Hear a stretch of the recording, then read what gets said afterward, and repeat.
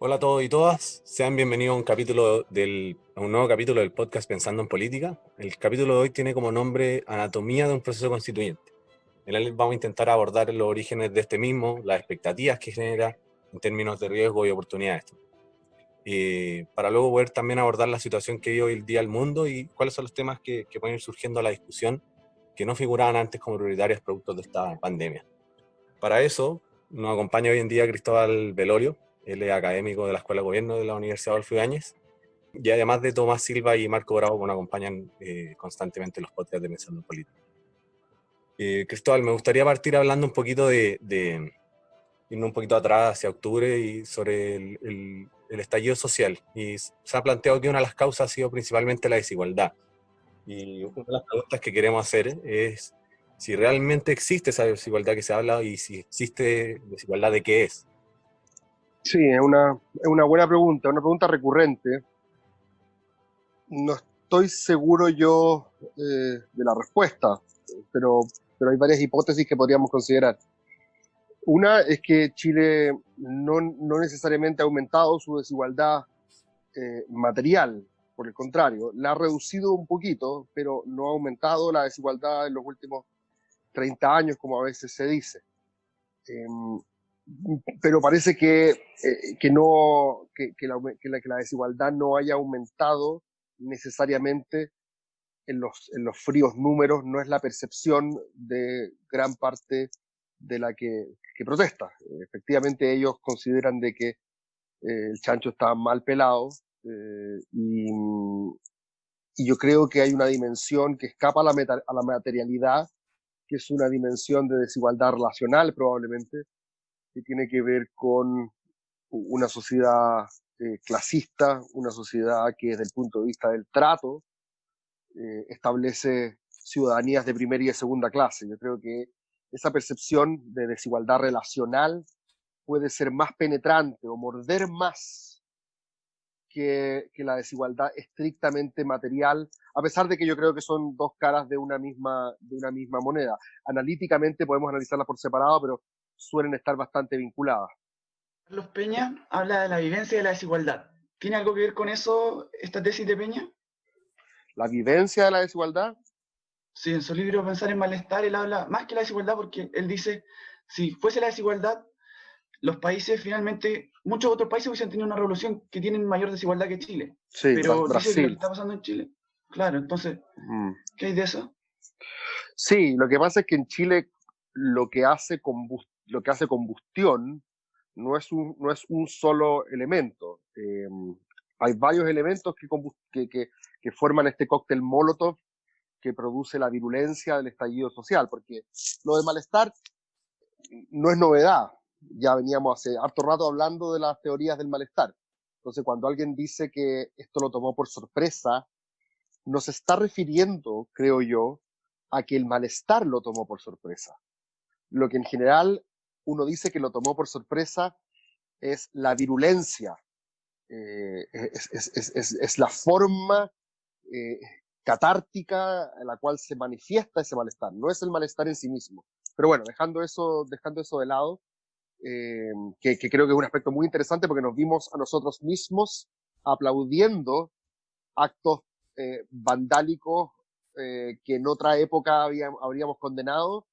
Aquí nos vimos aplaudiéndolo como si ese fuese el costo necesario a pagar por despertar a Chile, por así decirlo. Respecto de esa vivencia de la desigualdad, yo estoy de acuerdo, es lo mismo que yo denomino la percepción de la desigualdad, porque es muy probable de que parte de las personas más jóvenes que salieron a protestar a Plaza Italia o que forman parte de la famosa primera línea u otros, es probablemente que tengan un nivel de bienestar material superior al de sus padres. Es probable que hayan accedido a niveles educacionales que las generaciones anteriores no tuvieron. Es decir, es probable que estén mejor, dice Peña, pero aún así también están mucho más conectados y tienen una visión más clara de cómo viven las clases altas. Pues ese clásico cliché de que en Chile unas comunas viven en Luxemburgo y las otras en el Congo, es un poco crudo decirlo así, pero en términos de per cápita y en términos de ciertos servicios, de áreas verdes, de una serie de indicadores, eso es una realidad. Y como decía Aristóteles, en aquellas polis donde hay dos ciudades hay guerra civil. Y eso yo creo que es parte de lo que vimos en octubre. Parte. En ese sentido, ¿crees que por el fenómeno que sea de estos dos mundos que se genera el estallido o es también culpa del Estado al no saber leer esta necesidad y no saber cumplir los estándares mínimos que la ciudadanía pudiera estar, para que pudiera estar conforme? ¿Cómo se genera esto? Sí, los estándares mínimos es una buena pregunta, porque me imagino que te refieres a estándares mínimos relativos, variables, porque desde el punto de vista duro, objetivo, en Chile la necesidad ya no es de pan, techo y abrigo, que eran esas carencias de la pobreza dura que nos mordían hace un tiempo atrás. Es otro tipo de precariedad, es otro tipo de vulnerabilidad, que probablemente tiene las necesidades satisfechas, necesidades materiales del siglo XX relativamente satisfechas. En ese sentido, ¿tú crees que el Estado también es culpable al no saber leer que los estándares mínimos cambiaron? Que el Estado somos todos en este punto de vista. El Estado chileno ha venido haciendo esfuerzos que, visto en perspectiva regional, son esfuerzos encomiables. O sea, uno podría elogiar la capacidad del Estado en Chile. La gente que estudia esto lo puede atestiguar mejor que yo. La capacidad del Estado en Chile es superior a la capacidad del Estado de sus vecinos. Pero hay distintos elementos que yo siento que combustionaron en octubre. Uno de ellos es esta dimensión de desigualdad material, otro de ellos es esta dimensión de desigualdad relacional, otro de ellos tiene que ver con, y ahí quizás me meto con tu tema del Estado, con la incapacidad del sistema político de darle cauce, de representar y de seguir siendo legítimo para las grandes masas de la población. Porque aquí no nos olvidemos de que junto al reclamo de la desigualdad está muy asociado, y del abuso, está muy asociado, ¿me escuchan? Sí, está muy asociado al alegato por la corrupción de la clase dirigente. Está muy asociado al alegato de que hay una élite política y económica que básicamente se llevó la pelota para la casa, que secuestró las instituciones en su exclusivo beneficio. Esta idea de que no es ni izquierda ni de derecha, sino los de abajo contra los de arriba. Esa percepción yo creo que también es un ingrediente fundamental de esta revuelta, de este momento insurreccional, por así decirlo. Y hay otras dimensiones aún más profundas. Esta idea de el descontento contra lo que Peña llama la modernidad capitalista en general, el descontento contra el individualismo, el descontento contra esta idea de trabajar para vivir, esta idea, perdón, de vivir para trabajar. O sea, hay una serie de otras, yo creo, de otros malestares que tienen que ver con algo más que el modelo chileno, sino como con la modernidad capitalista en general. Y no estoy enteramente seguro de que eso tenga una salida clara. Con respecto a eso, hablamos, empezando en política hace poco con Carlos Ruiz, y él hablaba de que en Chile, sí, como que sí tenía algo particular que no había pasado en las oleadas de capitalismo que han habido en el mundo, que es un capitalismo en que el Estado se entrega al mercado y se arma como un capitalismo de servicio público, en que los servicios públicos como que se mercantilizan, y es algo que no ha pasado en el resto del mundo. ¿Hay de eso una parte de la culpa en el estallido? ¿De esto que habla Carlos Ruiz? Sí, hay una dimensión en la que yo considero que tiene razón, que es la dimensión en la cual en Chile el modelo que se implantó en dictadura es un modelo del sálvate solo, es un modelo del ráscate con tus propias uñas, es el modelo del el tamaño de tu billetera determina el acceso a bienes y servicios que van a ir mejorando en la medida que tu billetera sea más abultada. Los que tienen plata pueden meter a su hijo en colegios particulares pagados, atenderse en la salud privada, andar en transporte privado, y los que no lo tienen tienen que conformarse con lo público. Entonces, de esa manera, tú lo que haces es estratificar o segregar los servicios públicos de acuerdo a la capacidad de pago. Y habrían algunos de esos servicios públicos, esta es la crítica a la izquierda ya desde hace varios años atrás, habrían algunos de esos servicios públicos que son constitutivos de ciudadanía, y por lo tanto la lógica del mercado debiese estar sustraída de esas áreas. El tamaño de la billetera no debiese importar a la hora de pensar en esos espacios comunes de ciudadanía. Y en Chile lo que hemos hecho es que esos espacios comunes de ciudadanía prácticamente no existen porque también están entregados a la lógica del mercado. Y es una decisión normativa que tienen que tomar las sociedades. Vamos a reservarle algunos espacios a la lógica de ciudadanía, donde, como dicen en el bar, your money is not good here, tu dinero no es bueno aquí, no lo acepto, o no, o se van a entregar todos a la lógica del mercado bajo la premisa de que eso no sería malo, porque refleja un legítimo diferencial de talentos, de esfuerzo, de mérito, que de alguna manera obtiene un correlato en ese acceso diferenciado a bienes y servicios. Tú mencionaste la desigualdad relacional, ¿cierto? Y pasando un poquito a ver el proceso constituyente, ¿estas desigualdades relacionales se resolverán en un proceso constituyente o no? ¿Qué es lo que haría falta también? A ver, el proceso constituyente es una caja de Pandora todavía, no sabemos exactamente cuál de nuestras expectativas va a satisfacer, cuáles no, qué otros problemas va a pronunciar. Lo que sí yo creo es que hay que ser modestos con los objetivos que tanto el proceso como el producto pueden alcanzar. Yo en general he sido más bien optimista del proceso. Las razones que yo planteé en un libro hace unos años atrás para elaborar una nueva constitución tienen mucho más que ver con las virtudes del proceso que necesariamente con las capacidades del contenido, por así decirlo, del producto constitucional.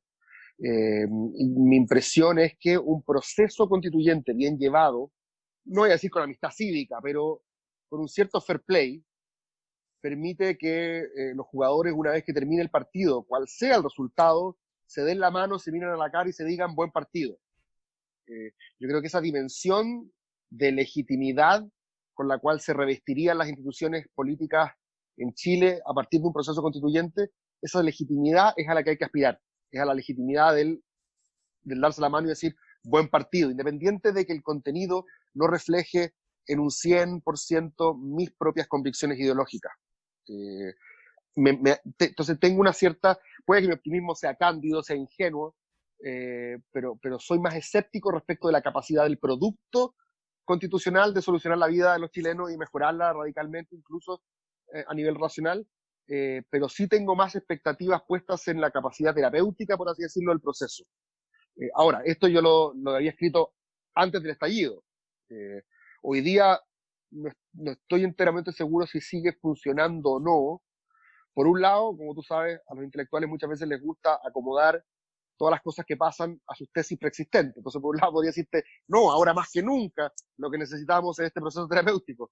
Pero por otro lado, si la cosa está muy polarizada, puede que no sea tan así. ¿Puede incluso llegar a tener un efecto contrario?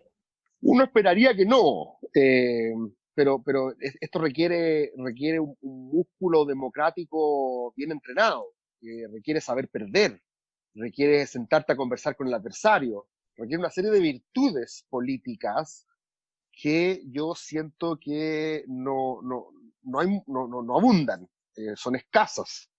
Hay algunos personajes que los he visto en esa línea, Desbordes, Boric, Briones, Javier Apará, te podría nombrar varios, pero en general también cunde esta idea de que no hay que frustrar tanto a la propia tribu. La tribu quiere sangre, la tribu considera que el adversario es moralmente corrupto y por lo tanto te castigas y te juntas con él. Entonces va a ser ese músculo va a haber que ejercitarlo. Claro, bajo la lógica también de los 2/3 pasa un poco eso. Si es que llegan a ganar los del apruebo, van a tener que igual sentarse obligadamente a conversar. Por eso en ese sentido no van a poder llegar y escribir lo que quieran. En principio uno pensaría que sí, porque el que no quiere jugar, esto es como una teoría del juego, al final el que no quiere jugar y que no quiere ceder en nada, tampoco se le va a ceder nada en su beneficio. Y yo creo que nadie está pensando en cerrarle el paso a todas las iniciativas del adversario ideológico, sino que la idea es que se construyan grandes acuerdos. Yo en general estoy de acuerdo con los 2 tercios. Tú, Cristóbal, hablabas de que el producto ahora, o sea, que era más importante el proceso previo al estallido, pero ahora que vemos que las masas están sueltas, digamos, el producto quizás cobre un mayor sentido para las masas y quizás no se calmen solo con ver que el proceso fue virtuoso, ¿no? Sí, a ver, mira, yo no digo que el producto no importe, el producto es muy importante. Lo que estoy diciendo yo es que soy escéptico respecto a que el contenido de la Constitución vaya a cambiar radicalmente la estructura de nuestra organización social y la manera en cómo nos relacionamos. Yo creo que en eso yo soy escéptico. Pero por supuesto que el contenido es muy importante. Creo que aquí van a haber dos patitas, por así decirlo. Una patita es que la gente va a necesitar percibir que las personas que participan de la discusión constituyente de alguna manera están conectadas con la propia experiencia, están legitimados para participar en ello. Por eso es importante abrir la válvula para que participen sectores que no están tradicionalmente representados, y en eso estoy de acuerdo, justamente porque la urgencia es de legitimidad. Probablemente no lo diría en otras condiciones. Y el contenido, bueno, van a haber ciertas cosas que yo creo que sí le van a hablar a las demandas del movimiento social. No sé cuáles, pero no me extrañaría de que existieran amplios acuerdos en materia de recursos naturales, por ejemplo, de la propiedad nacional de recursos naturales. No me extrañaría de que también existiera cierto apoyo más transversal a la idea de un Estado con mayor capacidad empresarial eventualmente. No me extrañaría que existieran acuerdos quizás en materia de un seguro único de salud o en materia previsional, avanzar hacia un sistema más solidario o mixto. Ese tipo de cosas no me extrañaría que hubiesen grandes acuerdos que deberían hablarle, Marco, justamente aparte de las demandas del movimiento. Perfecto, en ese sentido, ¿cómo se ve la expectativa de la gente, dado que el proceso quizás no sea como una constitución maximalista que se dice, sino una constitución más bien, quizás bajo las expectativas de que tú hablas, no tan como que el contenido no va a ser tan grande como se puede esperar? También ahí puede haber un problema en ese sentido. Sí, claro. En cuanto a la expectativa. Y hay gente que cree que si es que la Constitución no dice exactamente lo que ellos quieren o no cambia radicalmente el modelo, se lo he escuchado a gente de Convergencia, del mundo cercano a Jorge Char, por ejemplo, también, prácticamente que si la Constitución no es el medio idóneo, o si las condiciones actuales no permiten que la Constitución cambie radicalmente el modelo, entonces no sirve. Eso me parece a mí que es una incomprensión de la lógica democrática, porque a lo que tenemos que apuntar, creo yo, puedo estar equivocado, pero en una Constitución es a reflejar cuáles son los mínimos comunes que existen en una sociedad pluralista, donde hay distintas ideas respecto de lo bueno, donde hay distintas ideas respecto de cómo nos debemos organizar, donde hay distintas visiones políticas, ideológicas, filosóficas, religiosas, culturales. Y la pregunta es, ¿qué debe contener una constitución dado el hecho del pluralismo? Diría, ocupando una expresión rawlsiana. Y yo creo que a eso nos referimos con una constitución minimalista, a que no aspira a regular, por un lado, toda la vida de las personas, eso es bastante obvio, pero por otro lado, a que sea capaz de expresar esos consensos básicos o mínimos y no trate de imponer una visión por sobre las otras. Siendo un poquito más concreto, andan muchas dudas que se ven en las redes sociales de cosas en concreto que quizás generan mucha incertidumbre, por ejemplo, con el caso de conceptos como la propiedad privada, que se habla de que existen mitos o realidad, no lo sé, pero si nos puede explicar un poco qué tan cierto es de que se puede llegar a perder, ¿es realmente un ajo en blanco, por ejemplo? A ver, yo no soy experto en orden público económico ni en derecho constitucional económico, pero me imagino que hay una pregunta ahí relevante respecto de cuáles son los límites de la propiedad privada, propiedad personal, propiedad de capital, libertad de contratación, etcétera. Hay una serie de discusiones que se abren ahí y me parece a mí que gran parte de la representación política en Chile ya está más o menos de acuerdo con que la propiedad es fundamental, la propiedad privada me refiero, fundamental para desarrollar la individualidad, los proyectos de vida. No veo, sería muy extraño que una mayoría de la Convención Constitucional aboliera la propiedad privada. Eso a mí no me cuadra, no me cuadra con lo que somos, no me cuadra con las orientaciones políticas de los movimientos y partidos más relevantes. Puede haber uno que otro, es como la autonomía del Banco Central, por ejemplo. Debe haber uno que otro que aspira a abolirla. Pero en general me parece que existe un cierto acuerdo político de que esas cosas son buenas, son convenientes. No tengo ese temor yo, por lo menos. Tú hablaste de que la convención constituyente que se forme, como que estaría un poco de acuerdo. Háblanos un poco de la convención constituyente, porque se puede decir que, no sé, la convención constituyente para algunos va a ser como llena de comunistas, por ejemplo. Hay gente que tiene esa idea detrás como que podríamos despejar Sí, aquí. bueno, es que la gente a veces se le olvida que esto se va a elegir con un sistema proporcional igual con el cual eligió diputados en diciembre del 2017 o noviembre del 2017. El sistema, si es que funciona como uno esperaría que funcione, debería ser capaz de representar la variedad de alternativas políticas que hay en Chile, y la correlación de fuerzas debiese ser más o menos parecida a la que hoy día tenemos en el Congreso. Por lo tanto, sería muy raro que la derecha no obtuviese más de un tercio de la convención, por ejemplo. Creo que sería raro, sobre todo tomando en cuenta que lo más probable es que todos los partidos de derecha vayan en una sola lista, y con el sistema DONT, generalmente concentrar todo tu poder de fuego en una lista te favorece. Tienes más posibilidades de sacar el candidato residual cuando empieza a operar la cifra repartidora. Así es que de no mediar un descalabro político inédito para la derecha, yo veo que están en condiciones de sacar más o menos lo mismo que sacan siempre, en torno a un tercio de los votos, que puede significar un 40% de la Asamblea. Esta lógica de primero ir a una prueba y un rechazo y después hacer la otra, como que podría vincular más a la derecha como a un proyecto, que sería distinto porque se dice que los que van con rechazo, he escuchado gente que dice que mejor después no voten la nueva constitución. No, es una tontera.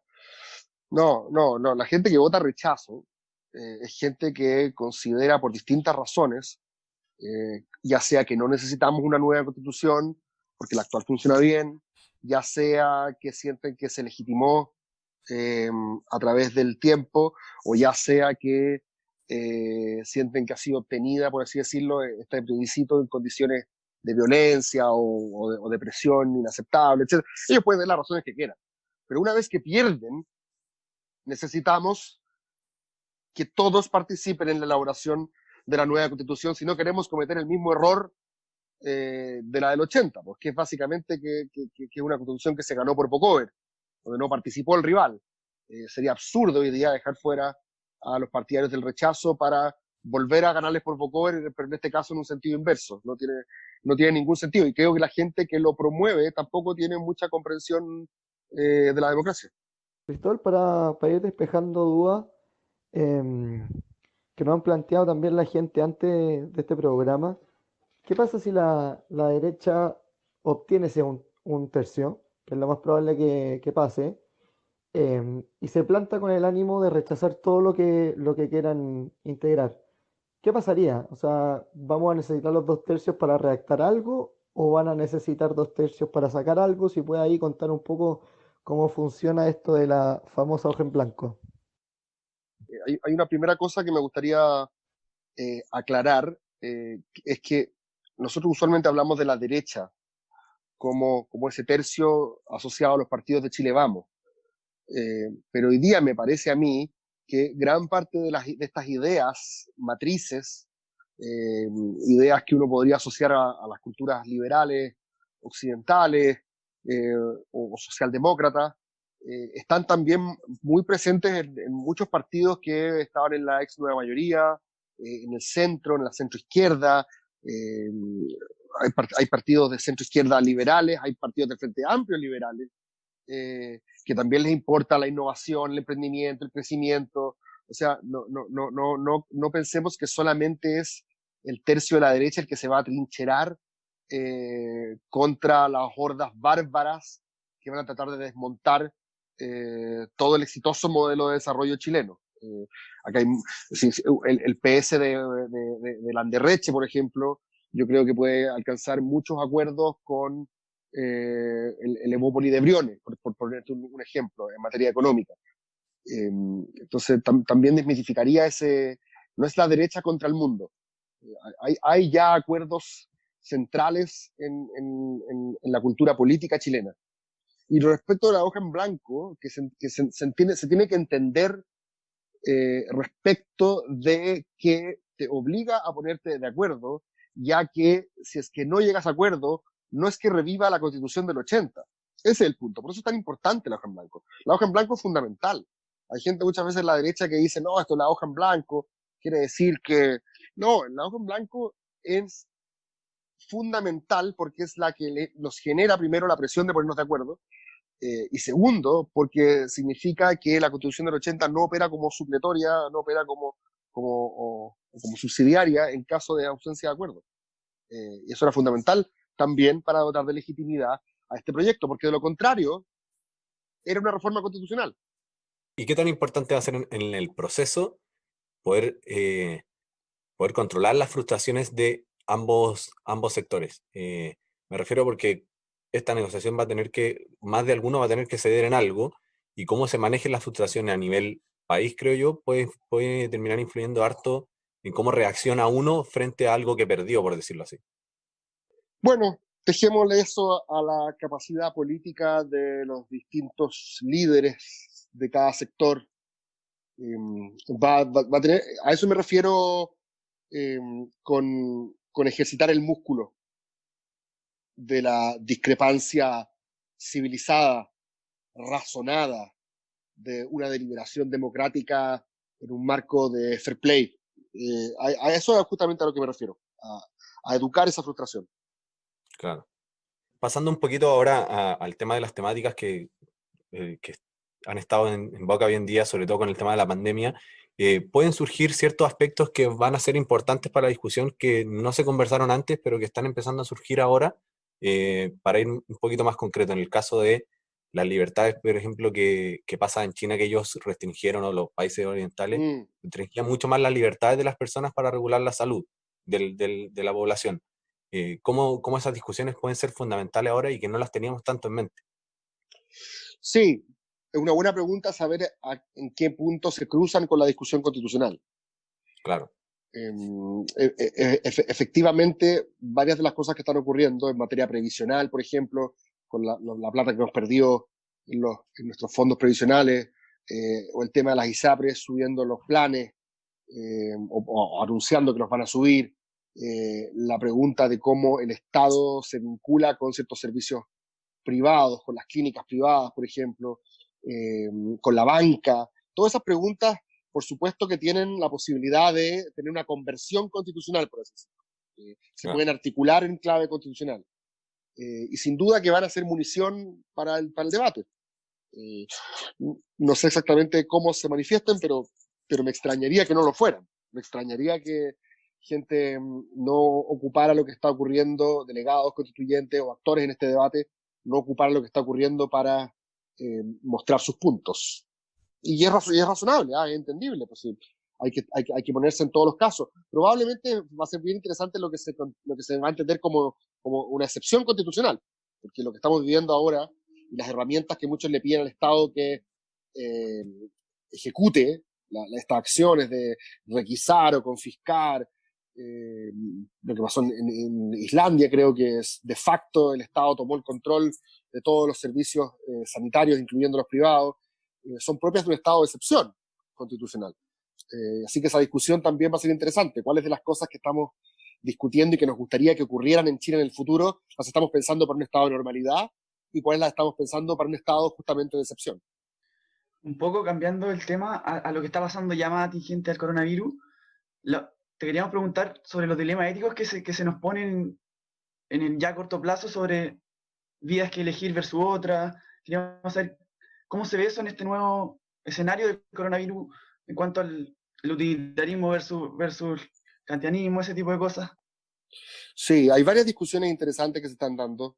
Hay una dimensión política que seguramente todos ya la hemos leído bastante, autoritarismo versus democracia a la hora de manejar este tipo de situaciones, populismo versus democracias liberales o tecnocracia versus populismo, cuál reacciona mejor, cuál es el rol de los expertos.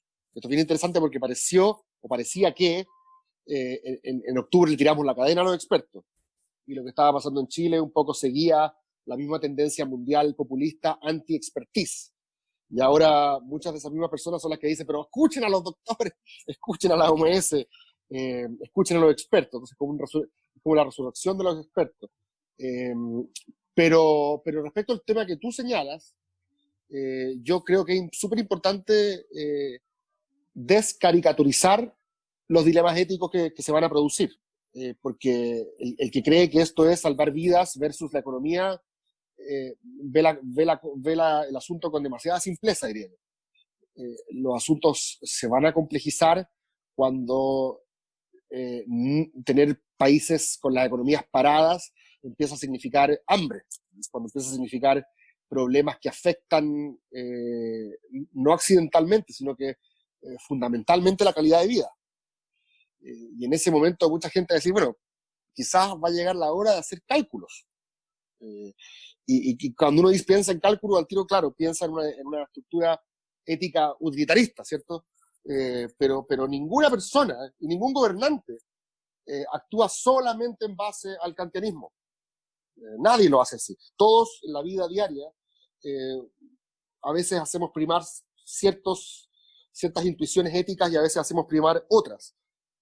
Un buen gobernante tiene que tener todas las opciones sobre la mesa. Un gobernante que hoy día dice que la vida humana no tiene ningún precio y que todo lo demás se puede ir a la mierda para salvar a una persona, puede sonar muy bien en términos discursivos, en términos de apelación a la emoción, pero eso no es un buen gobernante.